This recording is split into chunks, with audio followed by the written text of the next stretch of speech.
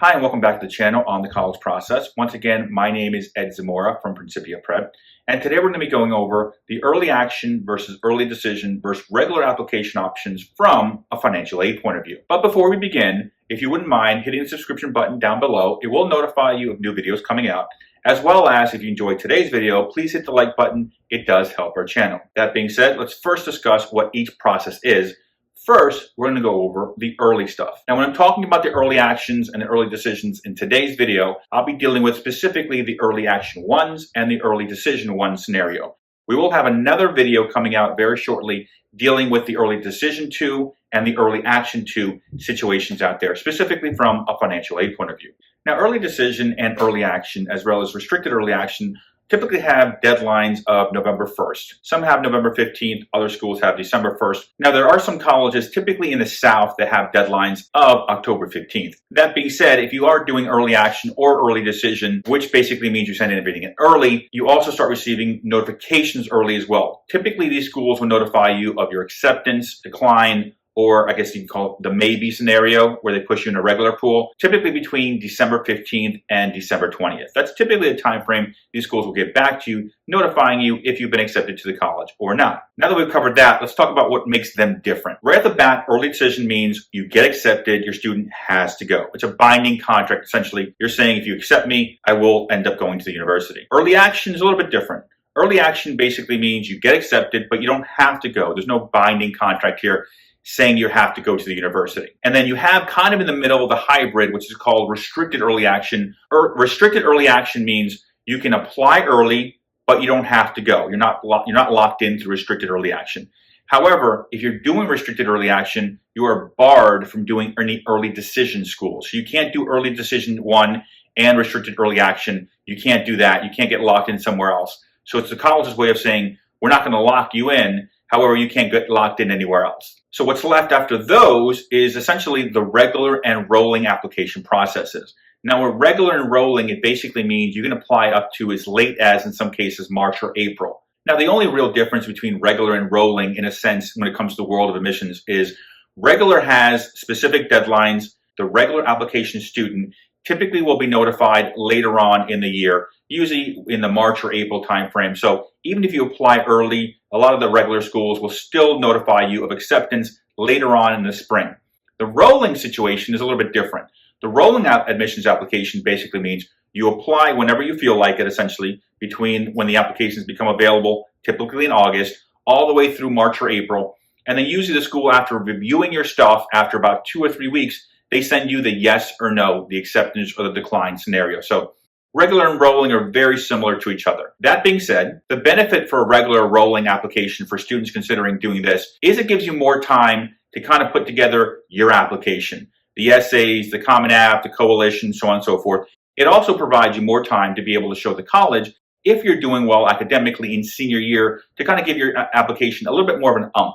So you'll be able to get the first quarter grades in there, the second quarter grades in there, so they can see you from a more academic point of view, maybe helping your cause admissions-wise. But the tricky part is, with regular or rolling, is you only typically get one shot of acceptance. And what I mean by that is, through the early decision and early action, a lot of these schools will typically, instead of just rejecting a student if they're not at the level they want them at, through the early action or the early decision, or even the restricted early action scenario, what many of them will do is push you into regular pool.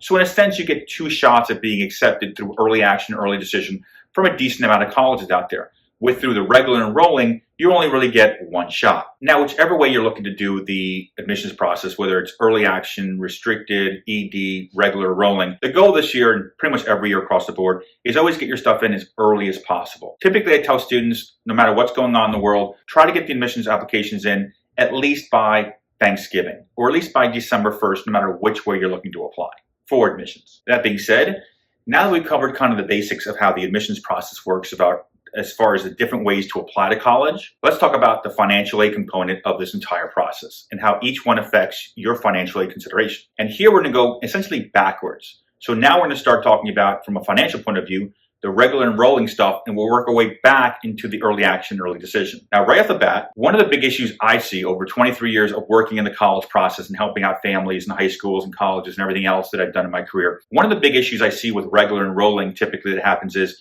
is when you get closer to the deadlines of March and April. What sometimes happens, good, bad, or indifferent, is that students miss the deadlines of admissions, even in March or April, by a day, a week, 2 weeks, etc. And that's really just like a death nail in the entire process, not just for getting accepted, but also from a financial aid point of view. And the reason it kills you as far as a financial aid point of view is because of the fact that in a lot of cases, some families wait until your student's accepted to the college to start filling out financial aid forms, which is a big detriment. One of the big things that you want to make sure never to do is miss financial aid deadlines. Now this year, this academic year we're dealing with the pandemic and everything else, more and more colleges are basically moving forward their financial aid deadlines for financial aid forms. Typically for regular enrolling, the application deadlines for the college perspective were usually in the January to February timeframe.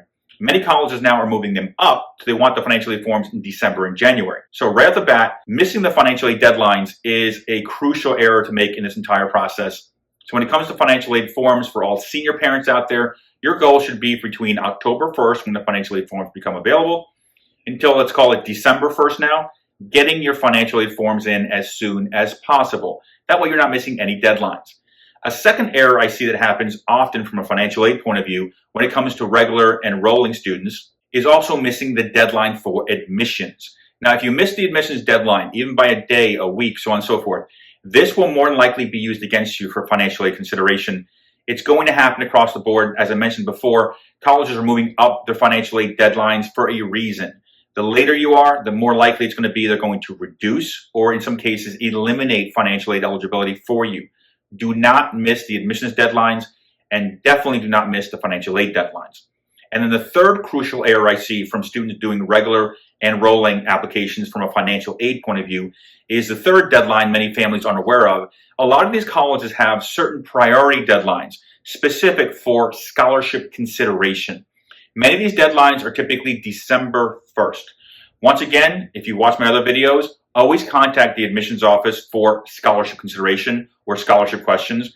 Every school I'm considering, whether I'm looking to do early decision, early action, regular rolling, any process I'm looking to do, I'm calling up every school on my application list and I'm asking them, the admissions office specifically, do you have any specific priority deadlines or earlier deadlines for scholarship consideration? Because one of the biggest issues and one of the biggest things most families don't consider is if you miss the scholarship deadline, that's like the biggest death nail in the entire world of financial aid because scholarships are typically guaranteed for 4 years. So this is funding you would have lost out on just by missing a deadline. So you want to make sure, do not miss under any circumstances the scholarship deadline. And then a fourth thing that most families don't consider or don't really think about is the negotiation phase of this, as far as the fact of when you're trying to negotiate and ask for more money from the college. Now let's assume that there is no priority deadline. Let's assume you can send everything in March and get accepted, or even in April and get accepted. This is also a terrible idea to wait that long. For this reason, I see this scenario happen all the time. You wait until March, let's say mid-March, to get everything done, essays, applications, so on and so forth, and you send everything in. And let's say best case scenario, you send everything in by March 15th. Let's say you get accepted, if you're lucky, within 2 weeks. So it's April 1st, you've been accepted. Typically, even if you did the financial aid forms back in October, November, the financial aid office, once you get accepted, that's when they start processing your financial aid form. So it doesn't happen automatically at the same time. Most financial aid offices take anywhere from 1 week to 2 weeks to process your financial aid forms. Now, this is the nightmare scenario you find yourselves in. May 1st is National Deposit Day. May 1st is the day that every college wants to know, are you coming, yes or no? We need to know on this date, the last date you can say yes or no. So you send everything in March 15th. You get accepted April 1st. They take 1 to 2 weeks to process your financial aid forms. Best case scenario, let's say you get your financial aid package by April 10th. That basically means you have 20 days to negotiate something that costs tens of thousands of dollars in many cases. This is the worst case scenario you can be in. You basically backed yourself in a corner with not enough time to negotiate. Because even if you contact a school and get a hold of somebody, an appeal for negotiation typically takes 1 to 4 weeks to get done, which means you only really have 2 to 3 weeks to get the negotiation done, which could happen that you might not get back your appeal asking for more aid until you have to be forced to deposit. So obviously not a scenario you want to find yourself in. So get everything in for regular enrolling way before the March or April deadlines. Now that we have that out of the way, let's talk about the early decision situation. Now, the interesting part is when it comes to early decision, many families think that if you do early decision, the college basically locks you in and you don't have any financial aid consideration. Actually, it's not the way it works. These schools are actually more generous than typically they would be through early action, regular, or rolling. Now, first off, if you're doing early decision, you automatically are not going to be late with any scholarship deadline. So that eliminates that situation of missing the application deadline for scholarship consideration, since all early decision deadlines are essentially before any priority scholarship deadlines even come about. Second, when it comes to grant money, most colleges that do early decision realize they want to provide you as much aid as possible because they understand that in many cases, the only way of getting out of early decision is you can't afford the college. Now, it's basically done on an honor system type scenario. And this is what I mean by honor system type scenario. If you fill out all the financial aid forms, and the financial aid forms say you can pay $20,000. Now, let's say the college cost $60,000, just to give you a roundabout numbers, just to kind of give you an idea of how this works as far as from an honors perspective. So the forms say you can pay at least $20,000, and the school costs $60,000. Now, if the school comes back and gives you, let's say, $30,000 of financial aid, which means you have $40,000 of financial aid need, and the college meets $30,000 of that in help, you cannot go back and say you can't afford the college unless there's certain situations like a job loss or some kind of instances where there's a financial strain on the family. Then in many cases, you can maybe get out of it. But the reality is, there's got to be a big financial constraint here. Same scenario, let's say the college costs $60,000. You fill out all the financial aid forms, and the financial aid forms say you can't pay anything, so you need all the help in the world. And the college comes back and gives you $5,000. And yes, you can go back to the college and say, unfortunately, this school, this financial situation is not going to work for us. And then they're going to be more open to letting you out of the process of being in the binding scenario. But the colleges don't really want to do this, so you want to do the expected family calculators beforehand, also the net price calculators as well, to kind of figure out where you are in the mix. We do have a video just on the expected family calculators and the net price calculators. I have a link below in the description, so you guys can kind of figure out where you are financially. But one of the components for early decision is, since many schools realize that families, if they can't afford it financially, it doesn't make sense for them, that is an out for a lot of these schools. Now, that being said, it's also one of the reasons these schools are also very generous in many cases. So if you are looking to do early decision, if it is available for your college, just assume very likely that these colleges will provide as much need as they can as far as financial assistance to hopefully not be able to lose students based on the fact they can't afford it, if it's on the honor system. If it's something you're just backing out because you want to go to another college, or you don't think the college gave you enough money even though they did give you a decent amount, those are not reasons to back out of an early decision binding scenario. So if you're considering doing an early decision, I would highly consider sitting down as a family and figuring out, is this the right process for us? Because there will be repercussions. You might not be affected by it, but there will be repercussions if you back out of early decision. Now, that being said, now let's talk early action as well as restricted early action. Once again, all the deadlines are the same as early decision, so you're not going to be missing any scholarship deadline requirements as far as any priority dates. Now, this year, more than any other year, if you are looking to do early action or restricted early action, you want to make sure to get all the applications in as soon as possible. Main reason being is that this year is going to be probably a tremendous amount of competition on the early action side, the regular side, and the rolling side.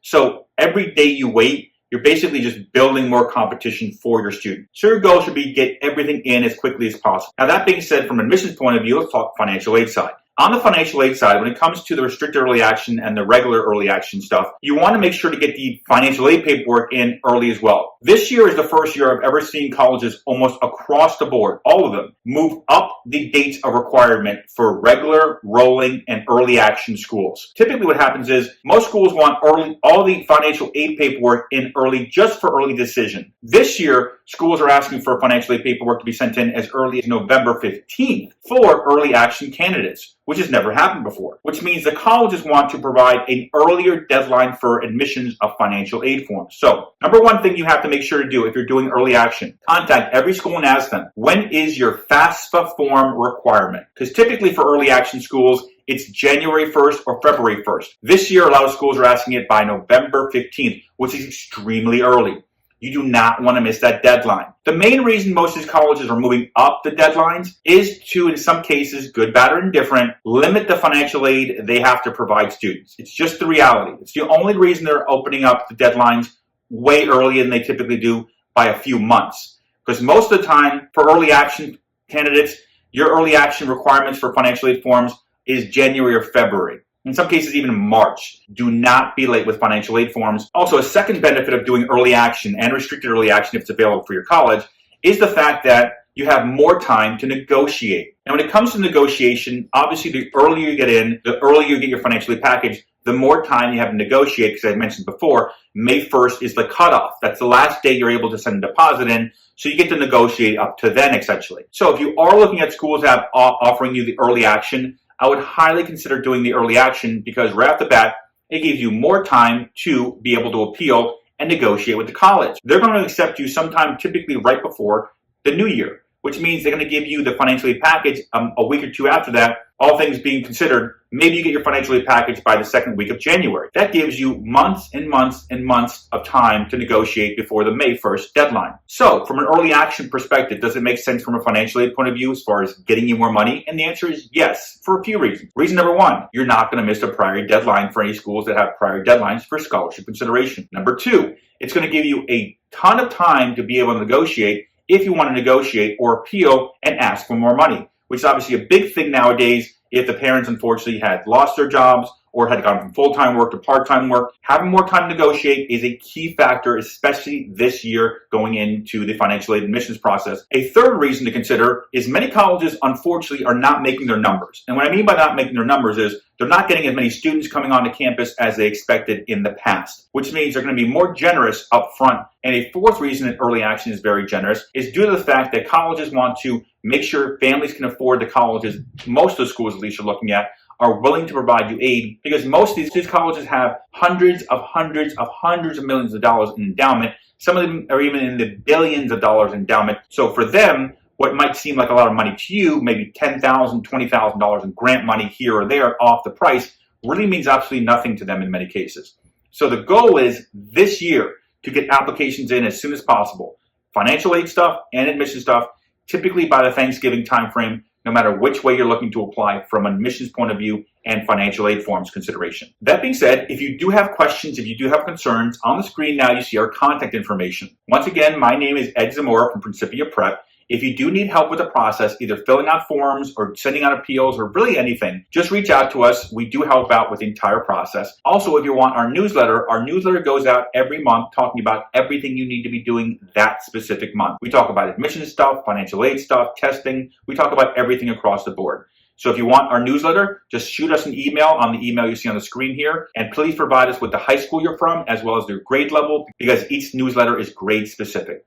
Other than that, thank you for watching our video. Once again, my name is Ed Zamora. If you want more college content, please hit the subscription button as well as leave us a like. It does help the channel.